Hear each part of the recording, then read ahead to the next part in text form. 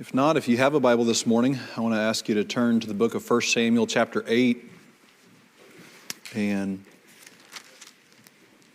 over this break, I started studying this book of 1 Samuel, and I'm sure I've read it through a number of times, but I really enjoyed reading this book, and the Lord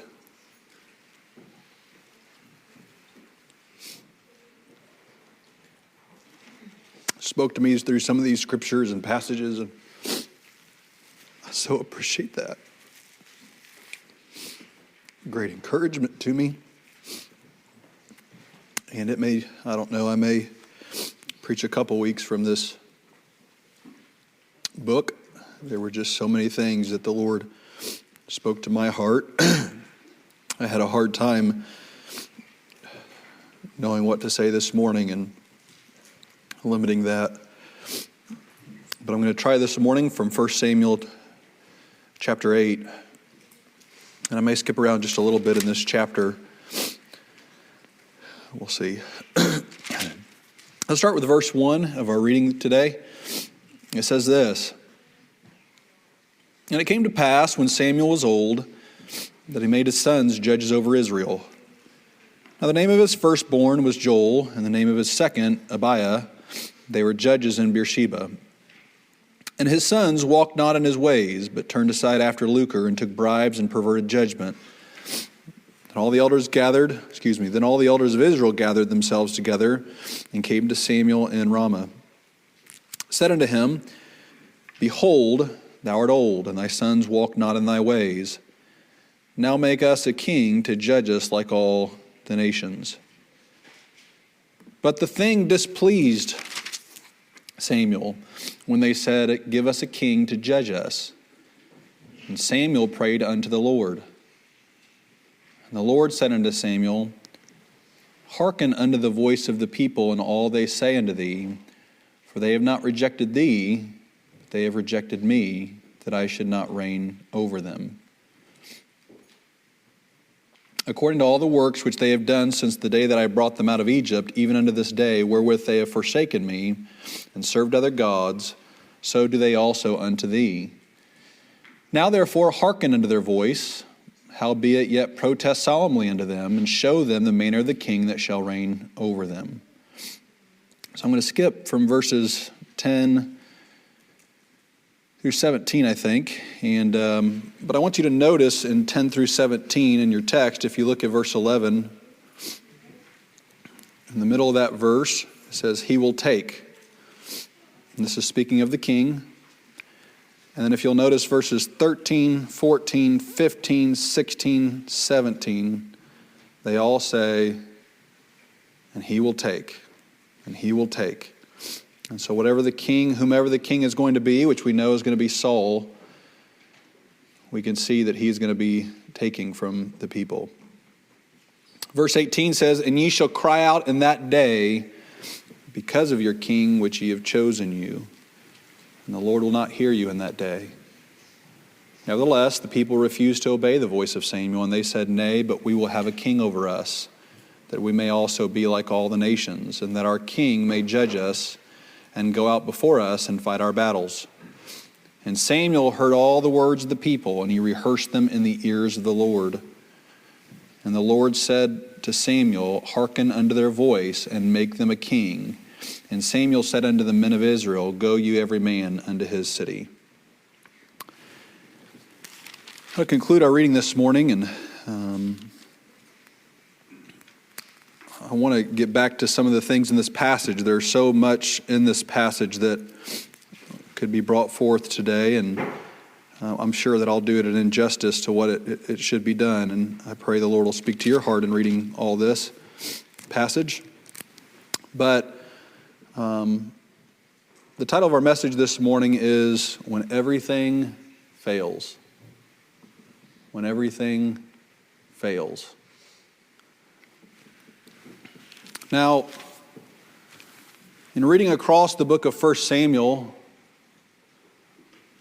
one of the things that I had never noticed before that really jumps out about this whole book, and really This book used to be 1st and 2nd Samuel combined. And so it's really both of these it's a book of sharp contrasts. And I think that's very intentional what the author is doing. Is that he puts forward, instead of proverbial instruction, it's like a narrative that he's wanting to put before us, stories, but it always comes in twos. It's a pair. One is meant to show you the negative, the bad, the sinful, and the other is meant to show you God's way and what he delights in and righteousness. And that starts from the very beginning, that we see right when we open up the book in 1 Samuel that there are two ladies, Peninnah and Hannah. And Peninnah looks at her children one way and uses them a certain way, and Hannah to the opposite. We learn of good priests, or at least ones that, though they're imperfect, they seem to be after the will of the Lord, in Eli and Samuel. And then it makes it very clear, we see the opposite of that. We see Hophni and Phinehas, which are Eli's children. And then as it described in our text this morning, Joel and Abiah were Samuel's children. We see Saul. And the arc of Saul's life is, well, sad. He starts out and he's chosen by the people, and they long for a king, and God gives them the desires of their heart, though in the desire of their heart it was truly, whether they realized it or not, a rejection of him. And then we see just over a few chapters that he starts out and is obedient to the Lord, but then very quickly begins to be disobedient and falls out of favor of God. And God replaces him with David. We see the use of the Ark of the Covenant. There's a good use of the Ark, and then there's what eventually becomes the story of Ichabod, right? Where they take it like this trophy that they can just waltz into a battle, and as long as they bring this implement of God, that they're using it as a good luck charm almost. And so we see the use of good religion, and if you want to call it that, and bad. And so all through these books, what we see is that the author is trying to communicate to us there's a way that God delights in and is pleased with. And the stories are meant to outline these archetypes that we are to follow, that God desires us to be men and women after his own heart like David. That God desires us to be faithful and true and allow justice and mercy to prevail and not put our own interests in mind and thereby compromise truth and right in the Lord. And so all through the book we see this, and yet as I was studying that this week, there was another thing that began to jump out that I really want to focus on this morning before we look at those perhaps over the next few weeks. And that is, despite the fact that there was these negative examples and these good examples, in every single case, even the good examples eventually failed. That we know that even though Eli and Samuel did many things that were glorifying to the Lord, and although he used them in wonderful ways to please him as his priest over Israel, eventually we begin to see their sin rise to the top. And Eli, instead of treating his children the way they ought to have been and promoting God's way and not turning a blind eye to the sins of his sons, he indulged his children. And because of that, God determined he was going to judge the house of Eli, promising him that he would not have strength in his home at a certain time, or that his sons would die, and that's exactly what took place. We see in Samuel's life almost the very same pattern, and it's something of note, I think, that it took 2 generations of priestly corruption for the people to finally call out for permanent structural change. I thought that was a very interesting thing, and it seems as though that often is what happens in the world today, that when you even get into a church and you start seeing two generations of spiritual decline, finally there comes a place where people begin to cry out and say, you know what? Everything that God told us is broken. And so we just need to change it all. I'm not saying that's right, but it seems to follow a pattern of human nature that unless you have beheld truth and right being exercised and practiced, that you find a hopelessness in the promises of God yet fulfilled as a young person. And I think that's perhaps part of the reason for the craze for change today in religion. Nonetheless, we see in David, like the arc of his life, that just as Saul is beginning to decline, we see the rise of this man David. And oh, what a rise that it was there. And as Jesse comes to Bethlehem and he finds this child that's out in the field just being a shepherd of the sheep, and little did they know all the things that God was going to use this young ruddy boy to accomplish for the name of God. And the very next chapter in 1 Samuel chapter 17, we see him doing what Saul was afraid to do, that of all the men, Saul is an experienced soldier. Saul is a man whose shoulders were above all the other men, that he was strong and he was respected, and he was the one that was supposed to stand before Goliath, and yet he failed. And so God lifts up this young boy to come and deliver the people of Israel over their enemies. And what a beautiful picture that is of Christ conquering death. And yet, as 2 Samuel begins and David is reigning and good is transpiring and hope is in Israel, David fails.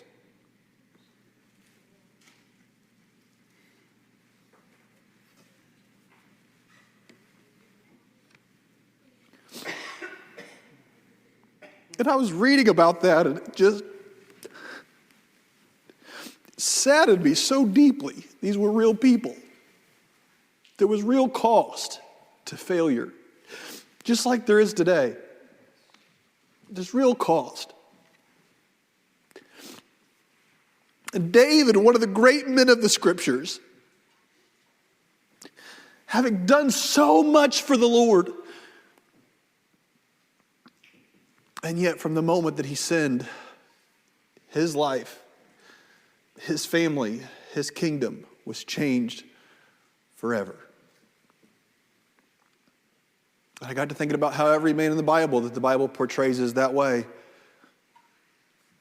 As much as the New Testament tells us to look to our father Abraham for faith, we can go back through his life in the book of Genesis and we find failure. We find imperfection, and not of a small amount. We go to Moses, and we see Moses sin both before God lifts him up and after God lifts him up. Moses, despite being a faithful picture of Christ and so much that Christ would one day come and accomplish, Moses and Abraham and David and all the great men of Israel's history, one thing they all have in common is though God lifted them up as a picture, they are certainly a flawed picture. All of them failed. And all of them failed in no small order.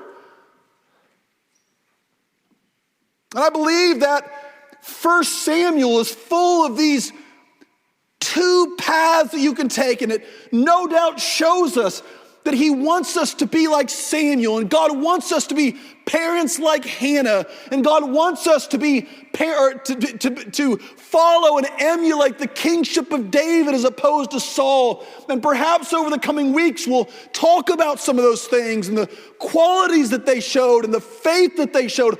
All of those things worthy of our emulation. But the truth remains that in the end, all human enterprises and all human beings are flawed. And their example is limited. And we end the book of Samuel, both books, with this immense disappointment. And we do that with the whole lot of the Old Testament. That we read through the book of Genesis and we see these men like Noah. We see these men like Abraham and his offspring. We see them being used of God, but in all these cases, we see these men full of flaws. And it makes us, as we read the text, know that there has to be more. And 1 Samuel gives us these little drops, these little signs that one day God would establish a priest who was truly set upon following him. Oh, and there's a double meaning there, because we know in one sense that when he's telling Eli that in chapter 3, that might be a subtle reference to Samuel, but maybe it's not. Maybe that's not what it was ever intended to be. That when it says that he was looking for a man that was after his own heart as a king, yeah, maybe to some extent it's referencing David, but maybe it's not. Maybe it's telling us that there is one coming who would supersede in all ways all of the good paths that we can look to, that they would all be trumped, that they would all be exceeded by one who would come and surpass them all. And this morning I want you to know that there is a sense to which all human enterprises, all human beings will fail you. And I'm going to tell you one of the most discouraging and disappointing things, and if you're a young person, I want you to really listen to me this morning. One of the most disappointing things that's one day going to happen is that the people that you have esteemed most highly are going to fail you. Now, this isn't a matter of if, it's when. They are going to do that. Your parents one day are going to fail you. And there are people today that go their whole life, and there are psychiatric treatments that center around focusing on and embellishing all the imperfections of your parents and how all that troubles your mind and heart today and your life today can all be traced back to the things that your parents did or did not do. And it seems like our culture is just teeming with reasons why you can find a blame on somebody else, but there is a presupposition underlying that accusation, and that is that perhaps that you're looking at your parents to have been and to do too much for you that they were never, God designed them never to do. Maybe that's not the problem, is not that your parents failed you. Maybe you think today, I know you think today if you're a young person, that when you just find the right spouse, it's just, life is going to be complete. It's not. It's not going to be complete. You can be happily married. You could be completely satisfied in marriage and yet still be wanting more. And it is often an abrasive interruption to your thought process and can lead young couples into deep crisis. And many people here this morning have perhaps been through that, where you looked and you thought, I have all these things that are ailing in my life, and my family was dysfunctional growing up, and I wasn't the person I wanted to be as a young teenager. But you know what? Now that I'm getting married, I'm starting this new trajectory and this new life, and everything's going to be better. And perhaps it camouflages for a short time all the things that's wrong with your life and all the things that's been wrong with your life. But I want you to know that that expectation will go unfulfilled. Because God never designed any person to satisfy the longings of your heart.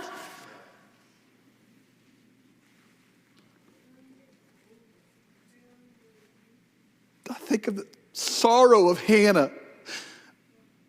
I've sat with young ladies and young men before who couldn't have children, and it just ate them alive. I mean, really, sometimes it would just, and some of you may have been through this, where it ate you alive that you couldn't have a child. Good. You went through all the cycles, and young people today, this is going to face some of you. Hear me today. This is going to face some of you inevitably. You're going to get married, and you're going to be full of bliss and excitement and expectation. And then you're going to expect to have a child, and you can't. Trouble's going to start abounding, and Satan's going to attack you with the fervor that you don't know anything about yet.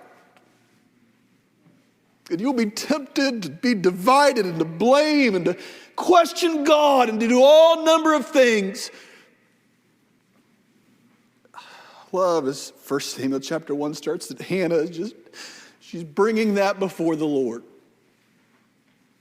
You know, I have found for as much as offered in the world for help, and as for as much even Christian psychiatric recommendations and ways of looking at the world and lenses to put on, nothing replaces taking your troubles and sorrows to the Lord. That's not a shallow statement. It's not a shallow statement. Nothing in your life will heal you like going to the Lord. Oh, the trouble that we could forfeit if we would just take our cares first and foremost to the Lord. Oh, how many days and nights my heart just ached in pain, all the while avoiding going to the Lord. I mean, really going to the Lord. Hannah just brings him to the Lord. I find the faith of Hannah just greater than words. She prays for a child, God gives her a child, and she gives him right back. She was still without a child. Do you understand that that's part of the story? She ended up without a child. She weaned him, and then she saw him once a year. At least that's what you can infer from the text, that she'd go back and she'd give him clothing once a year. Because she wasn't looking to her child to satisfy the longings of her heart. She was looking to the Lord. And if you don't believe that, just read Hannah's prayer in chapter 2. It's all about the Lord. It's all about how wonderful that He is and how much she esteems Him. The child was an evidence of God's faithfulness. It was not what she needed to satisfy her. Your child won't. Oh, the world today. I guess you could say that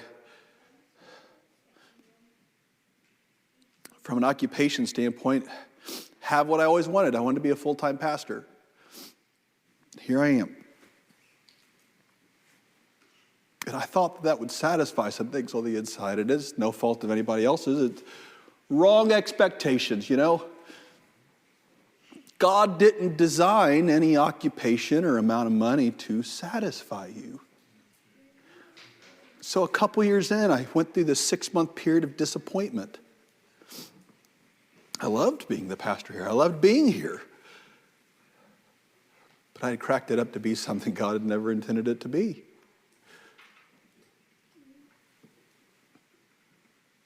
Every person and everything fall short.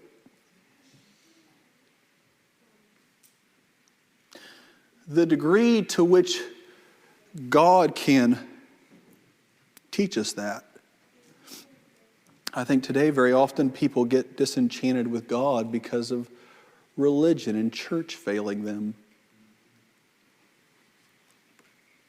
A religious leader, I'm always leery of people who always think that some man has solved every riddle in the Bible and is the ultimate authority on everything.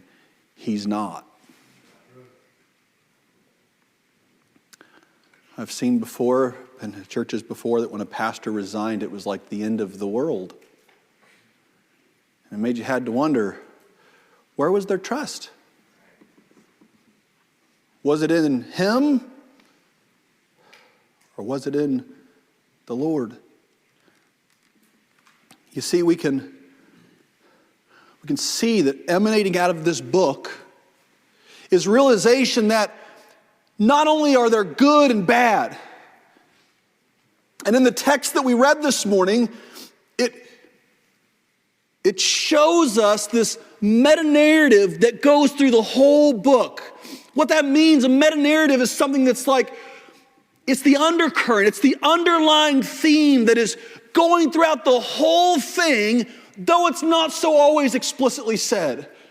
And that is that although there's a preferred way that glorifies God and there's a way that doesn't, ultimately, all of those things will fall short because God is meant to be the ultimate one that satisfies.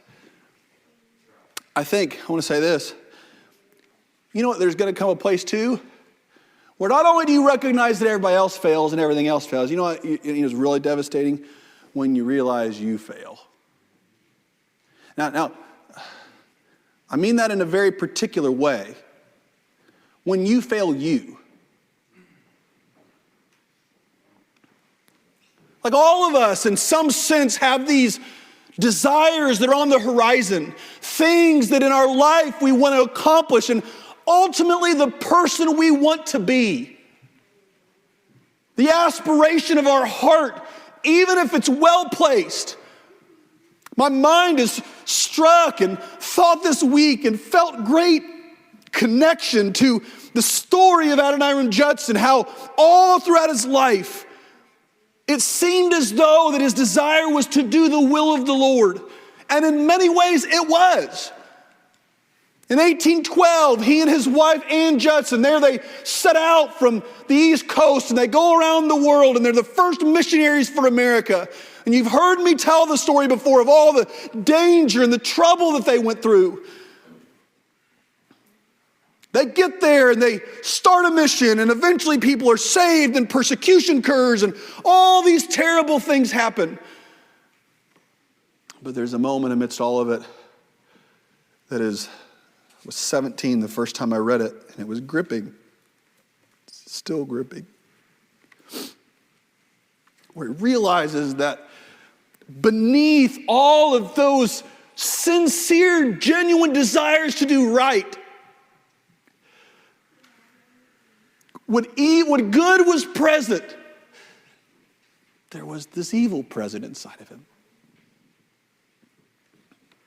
He always wanted to be known and remembered. He wanted to be remembered for being the valedictorian of Brown University. He wanted to be remembered for being the first one to produce a curriculum that would be used all throughout New England. Then when he got saved, he wanted to be the first young man to be a missionary from America. Then he wanted to be the first one to produce a translation for the Burmese people. Then he wanted to be the first one. There was always underneath all those things that, and I want to be really clear about this, I believe his motives were at their core. They were good. He wanted to do those things. But when good was present, because he was involved, he infected every good endeavor with himself. And with it brought pride and sin. And his wife died. And he went out to the jungle. And he began to call out to God in the jungle in his deep sorrow.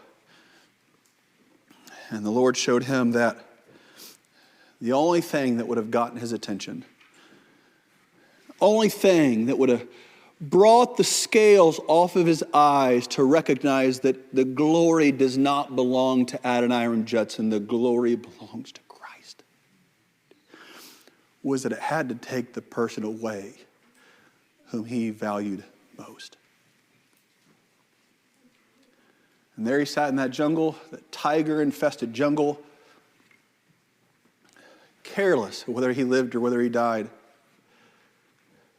because he recognized that my life has not been so devoted to the glory of Christ like I think it has been. You see, there came a point, I believe that's his point in his life, from the biography at least, he disappointed himself. He had failed. In one sense, and that's really important. I believe it's a really important lesson for all of us to grab a hold of this morning, is that there is no sufficiency of ourselves. Everything that you aspire to do and accomplish, as godly as it might be, fully rests upon God through Jesus Christ. And you can do nothing. Isn't that what Jesus said in his last hours upon earth in John 15? Without me, you can do nothing. And so we find here that these people in 1 Samuel, all of these things, as David rises to power, as Samuel and Eli rise, and they're these good examples, all of them fall short and show us ultimately that there is a need for a greater priest, for a greater king, for a greater parent, there's a need for a better self. And that only comes through the new creation found in Jesus Christ. So this morning, there's a sense to which it is a necessary truth to fully embrace that if our hope is established or founded on anything less than Jesus' blood and righteousness, even in the most subtle and subconscious ways, that they will not be what God intends for them to be.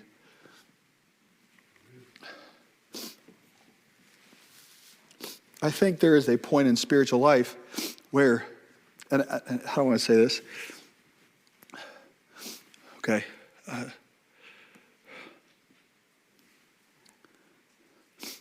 think there's often times where people think, there's this linear, that maturity, spiritual maturity is linear, and you get to these points and then you're there, and then you get to the next point and you're there, and your next point and there. And perhaps there's a layer of truth in that, but I find it more true in myself that momentarily, God, by his grace, and it is by God's grace,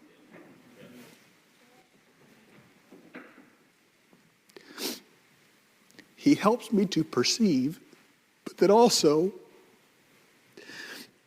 through his grace, do that spiritual thing, that truth, embody that Christ-likeness for just a moment.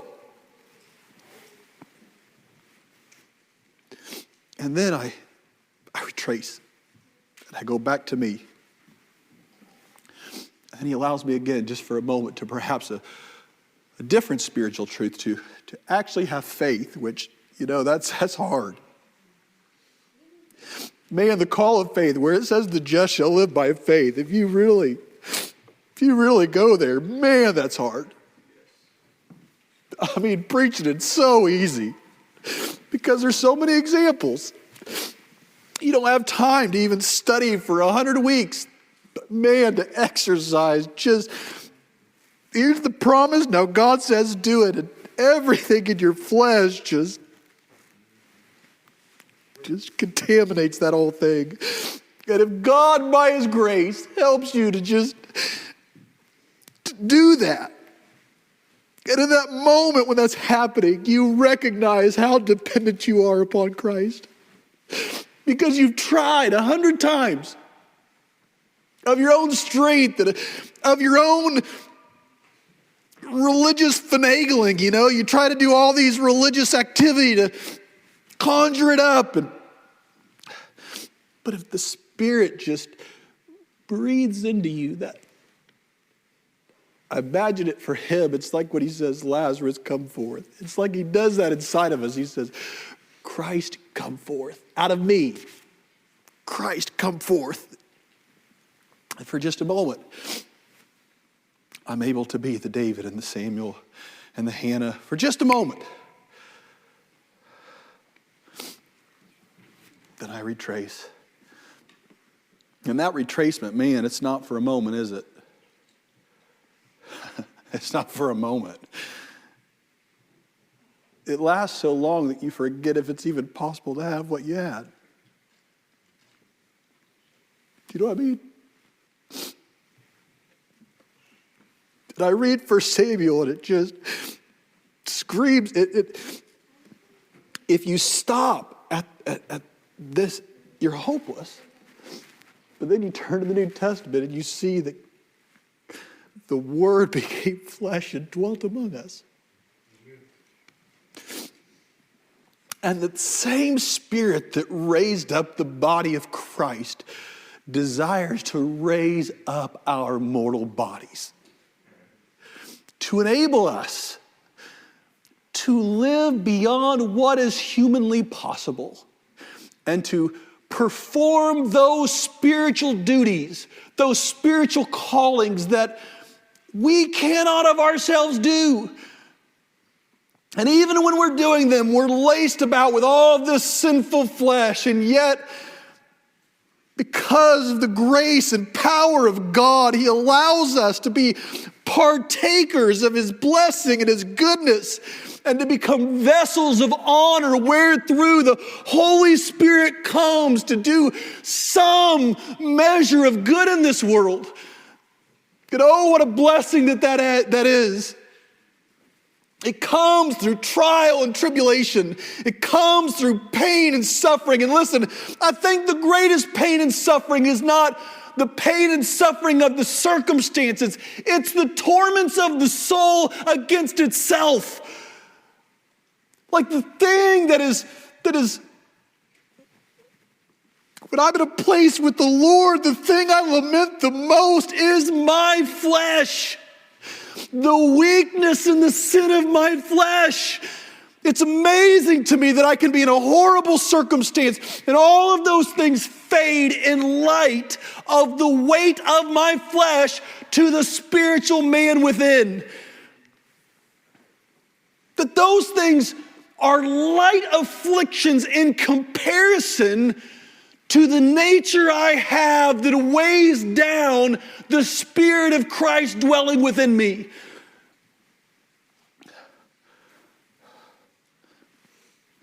But I'm thankful. A few months ago, I discovered that in Matthew 16, the first time Jesus reveals the nature of the Messiah, that He was going to be one that came and died and gave His life and raised 3 days later. And then He says, if you want to follow me, take up your cross. Deny yourself, take up your cross and follow me. The very next chapter is the transfiguration. The way to be transfigured is through bearing the cross. And I'm going to start to close, but so many things I just don't even know how to try to say, and I hope the Lord will communicate them to your heart.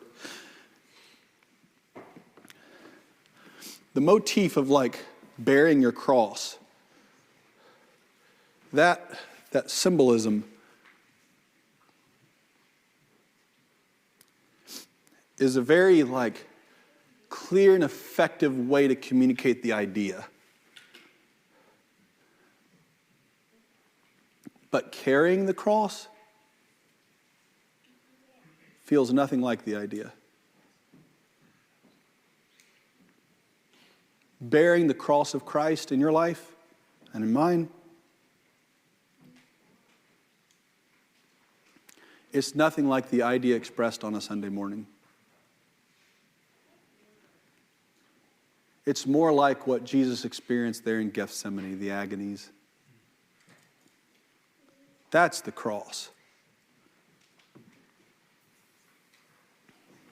And he calls us and he says, if you're going to be my disciple, the goal is not to escape the cross. It's to embrace the cross.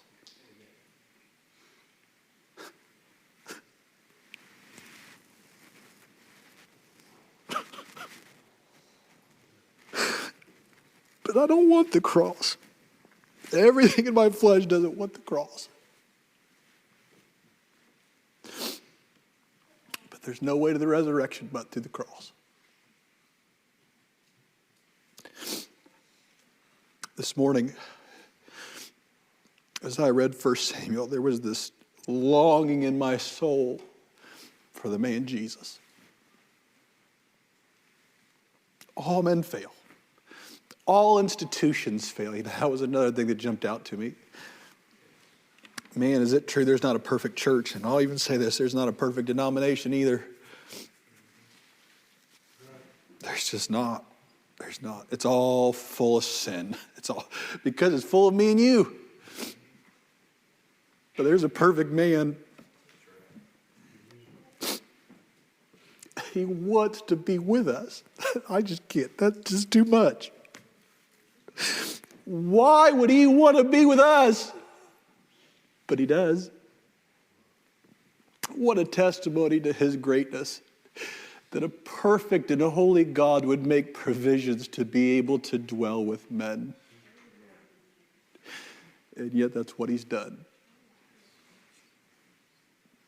I'm thankful this morning in some strange way. I'm thankful for how the imperfect picture of all these men pointed me to Jesus Christ. It caused me to marvel at the person of Christ, that he is the perfect priest, that he is the perfect king, that he is greater than Jonathan and David's friendship. Oh, it must have been a great friendship, but it was nothing like that of Christ. I'm thankful this morning, and I pray in your life, in my life, that we would find Christ to be our everything, because he is.